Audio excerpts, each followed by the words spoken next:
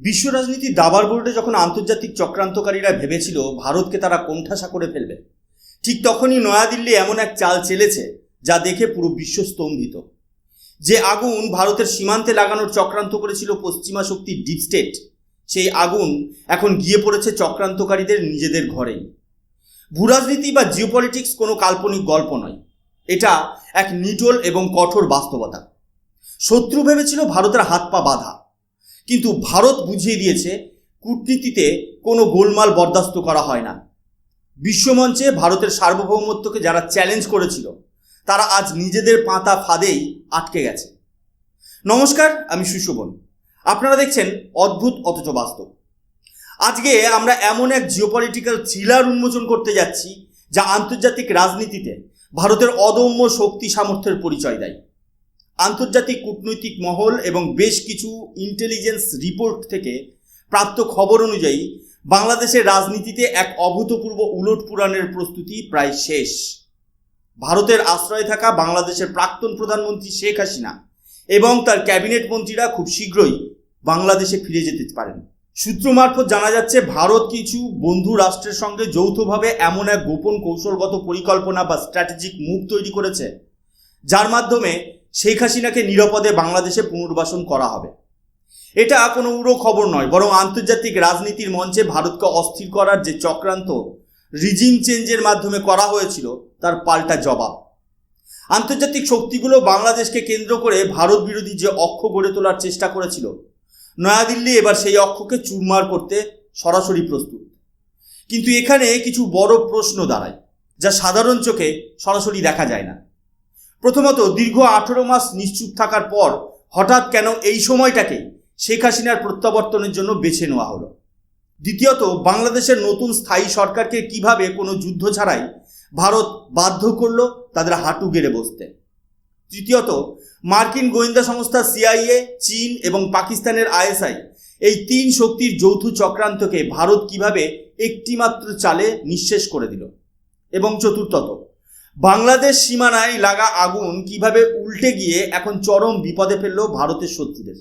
এই সমস্ত প্রশ্নের উত্তর লুকিয়ে আছে আজকের এই বিশেষ বিশ্লেষণে। ভিডিওটি প্রথম থেকে শেষ পর্যন্ত না দেখলে আপনারা বুঝতে পারবেন না যে কিভাবে ভারত কোনো গোলমাল না করেই শত্রুদের ঘাম ছুটিয়ে দিয়েছে। বিষয়টি বুঝতে হলে আমাদের একটু পেছনে যেতে হবে। 5ই আগস্টের ঘটনা আমাদের সবার মনে আছে। বাংলাদেশে যেভাবে চোখের নিমেষে সরকার ফেলে দেওয়া হলো তা কোনো সাধারণ ছাত্র আন্দোলন ছিল না। এর পেছনে কাজ করছিল আমেরিকার ডিপ স্টেট, চীনের অর্থ এবং পাকিস্তানের গোয়েন্দা সংস্থা আইএসআইয়ের নোংরা নকশা। তাদের মূল উদ্দেশ্য কী ছিল? আমেরিকা চেয়েছিল বঙ্গোপসাগরে সেন্ট মার্টিন আইল্যান্ডে নিজেদের এক সামরিক ঘাঁটি বানাতে, যাতে তারা পুরো দক্ষিণ এশিয়ায় আধিপত্য বিস্তার করতে পারে। চীন চেয়েছিল বঙ্গোপসাগরে নিজেদের শক্ত অবস্থান তৈরি করে ভারতের মূল অর্থনৈতিক পথ আটকে দিতে। আর পাকিস্তান চেয়েছিল বাংলাদেশের মাটি ব্যবহার করে ভারতের উত্তর পূর্বাঞ্চল অর্থাৎ নর্থ ইস্ট রাজ্যগুলোতে উগ্রবাদ ছড়িয়ে দিতে। তাদের এই মাস্টার প্ল্যানের মূল লক্ষ্য ছিল ভারতের সবচেয়ে সংবেদনশীল এলাকা শিলিগুড়ি করিডর, যাকে আমরা চিকেন স্নেক বলি। তারা ভেবেছিল শেখ হাসিনাকে সরিয়ে দিলে বাংলাদেশে একটি পুতুল সরকার আসবে, আর তারপর পশ্চিমবঙ্গ ও উত্তর পূর্ব ভারতে বিশৃঙ্খলা তৈরি করে ভারতকে ভেঙে টুকরো করার চেষ্টা করা হবে। যখন শেখ হাসিনাকে দেশ ছাড়তে হলো তখন ওয়েস্টার্ন মিডিয়া উল্লাসে মেতে উঠেছিল। তারা ভেবেছিল ভারত এই ভূরাজনৈতিক খেলায় হেরে গেছে। কিন্তু নয়াদিল্লিতে যারা সরকার চালাচ্ছে তারা কোনো কাঁচা খেলোয়াড় নয়। ভারত জানতো যে শত্রুকে আক্রমণ করার সঠিক সময় তখনই আসে যখন শত্রু নিজেকে বিজয়ী মনে করে অহংকারী হয়ে ওঠে। শেখ হাসিনা ভারতে আশ্রয় নেওয়ার পর ভারত সরকার কোনো বড় ঘোষণা দেয়নি, কোনো হুমকি দেয়নি। ভারত শুরু করে দিল নিঃশব্দ কাউন্টার অ্যাটাক। এই পাল্টা জবাবের ভাষা কোনো গোলা বারুদ ছিল না, এর ভাষা ছিল অর্থনৈতিক ও কৌশলগত চাপ। প্রথম চাল, শক্তির সরবরাহ বন্ধ। বাংলাদেশের নতুন সরকার ক্ষমতায় আসার পরই ভারত বিরোধী স্লোগান দেওয়া শুরু হয়। ভারত সোজা হিসাব বুঝিয়ে দিল, কথা কম কাজ বেশি। ভারত থেকে যাওয়া বিদ্যুতের লাইন বা পাওয়ার সাপ্লাইয়ের বিষয়ে কঠোর অবস্থান নেওয়া হলো। বেসরকারি সংস্থা যেমন আদানি গ্রুপ স্পষ্ট জানিয়ে দিল বকেয়া টাকা পরিশোধ না করলে বিদ্যুৎ পাওয়া যাবে না। বিদ্যুৎ বন্ধ হতে বাংলাদেশের গার্মেন্টস ইন্ডাস্ট্রি বা পোশাক শিল্প, যা তাদের অর্থনৈতিক মেরুদণ্ড, তা পুরোপুরি ভেঙে পড়ল। আর সমস্ত আন্তর্জাতিক অর্ডার স্থানান্তরিত হয়ে চলে এলো ভারতের কাছে। দ্বিতীয় চাল, খাদ্যের রাজনীতি ও বাণিজ্য নিয়ন্ত্রণ। ভারত থেকে চাল, পেঁয়াজ ও নিত্য প্রয়োজনীয় পণ্যের রপ্তানি স্বাভাবিক গতি থেকে সীমিত করে দেওয়া হলো। বাংলাদেশে শুরু হলো চরম অর্থনৈতিক হাহাকার। তৃতীয় চাল আন্তর্জাতিক তহবিলের লাল কার্ড।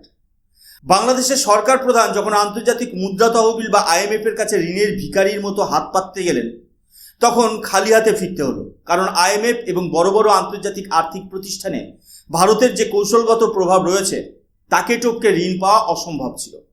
ফলাফল কি হলো? মাত্র 1.5 বছরের মধ্যে বাংলাদেশের পরিস্থিতি এমন জায়গায় পৌঁছালো যে দেশের সাধারণ মানুষ আবার রাস্তায় নেমে এলো। যে ডিপ স্টেট ভেবেছিল বাংলাদেশকে ভারতের বিরুদ্ধে অস্ত্র হিসেবে ব্যবহার করবে, সেই বাংলাদেশই এখন তাদের জন্য এক বিশাল অর্থনৈতিক বোঝা হয়ে দাঁড়িয়েছে। চীনের চাল ছিল তিস্তা নদীর প্রজেক্ট এবং বাংলাদেশে গভীর সমুদ্র বন্দর তৈরি করে ভারতকে ঘেরাও করা। কিন্তু ভারত এখানে যা করলো তাকে কূটনীতিতে বলা হয় আসল চেকমেট। ভারত নিজে সরাসরি চীনের সাথে কোনো ঝগড়ায় না গিয়ে সেখানে নিয়ে এলো নিজেদের সবচেয়ে ভরসাযোগ্য বন্ধু দেশ জাপানকে। জাপান গিয়ে বাংলাদেশের মাটির বাড়ি পোর্ট প্রজেক্টের কাজ নিজের হাতে তুলে নিল। কোটি কোটি ডলার ঢেলে চীন বাংলাদেশকে যা গিলতে চেয়েছিল, জাপানের উপস্থিতির কারণে চীনের সেই স্বপ্ন এক নিমেষে চুরমার হয়ে গেল। অন্যদিকে মায়ানমার সীমান্তে আরাকান আর্মির তাণ্ডবে বাংলাদেশে রোহিঙ্গা সংকট আরও তীব্র হয়ে উঠেছে। বাংলাদেশ বুঝতে পারছে না যে অভ্যন্তরীণ আইন শৃঙ্খলা কিভাবে সামাল দেবে। ভারতের বিরুদ্ধে ষড়যন্ত্র করতে গিয়ে পুরো দেশটি এখন গৃহযুদ্ধের দোরগোড়ায়। এখন প্রশ্ন হচ্ছে, ভারত কিভাবে পুরো খেলায় শেষ পেরেকটি পুঁততে চলেছে। ভারত খুব ভালো করেই জানে বাংলাদেশ যদি সম্পূর্ণ অরাজকতায় ডুবে যায় তবে তার আঁচ ভারতের উপর পড়তে পারে। তাই ভারত এখন তাদের তৈরি করা সমস্ত গুটিয়ে একসাথে চালতে চাইছে।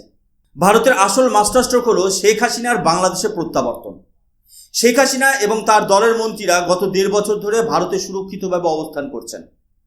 এবার ভারতের গোয়েন্দা সংস্থাগুলো ব্যাকগ্রাউন্ডে থেকে এমন এক ক্ষেত্র প্রস্তুত করেছে যার ফলে শেখ হাসিনা আবার বাংলাদেশে ফিরতে চাইছে। শেখ হাসিনা বাংলাদেশে পা দেওয়া মাত্রই কি হবে?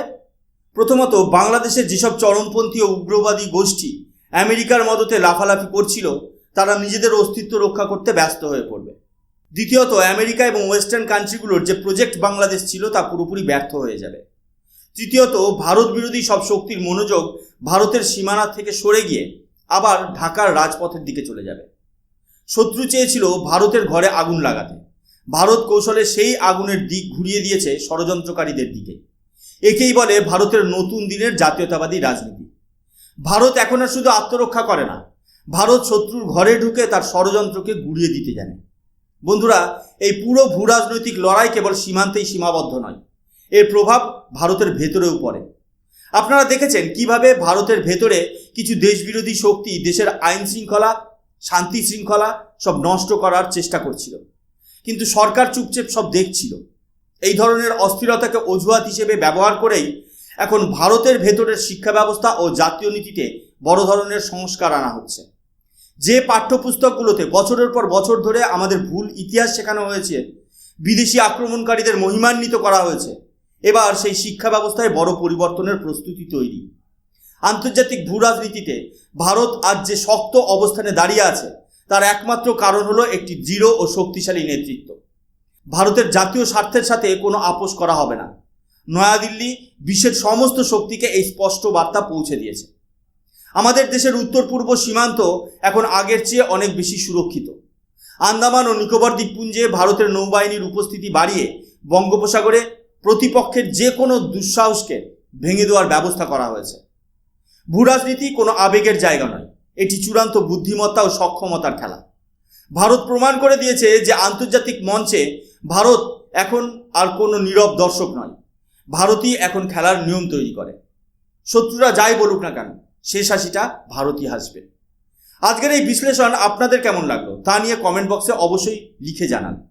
আপনি কি মনে করেন শেখ হাসিনার এই প্রত্যাবর্তন বাংলাদেশ তথা সমগ্র দক্ষিণ এশিয়ায় ভারতের প্রভাবকে আরও মজবুত করবে? আপনার মতামত আমাদের জানান। ভিডিওটি ভালো লাগলে অবশ্যই একটা লাইক দিন এবং আপনার বন্ধুদের সাথে শেয়ার করুন, যাতে সবাই ভারতের এই ঐতিহাসিক ভূরাজনৈতিক বিজয়ের কথা জানতে পারে। আর এই ধরনের সৎ, বস্তুনিষ্ঠ ও জাতীয়তাবাদী বিশ্লেষণের জন্য এখনই আমাদের চ্যানেল অদ্ভুত অথচ বাস্তবকে সাবস্ক্রাইব করে নিন। আমি সুশোভন, আজকের মতো এখানেই শেষ করছি। দেখা হচ্ছে পরবর্তী একটি নতুন জিওপলিটিক্যাল অ্যানালিসিসের সঙ্গে। ততক্ষণ পর্যন্ত ভালো থাকবেন, সুস্থ থাকবেন। জয় হিন্দ, বন্দে মাতরম, ভারত মাতা কি জয়।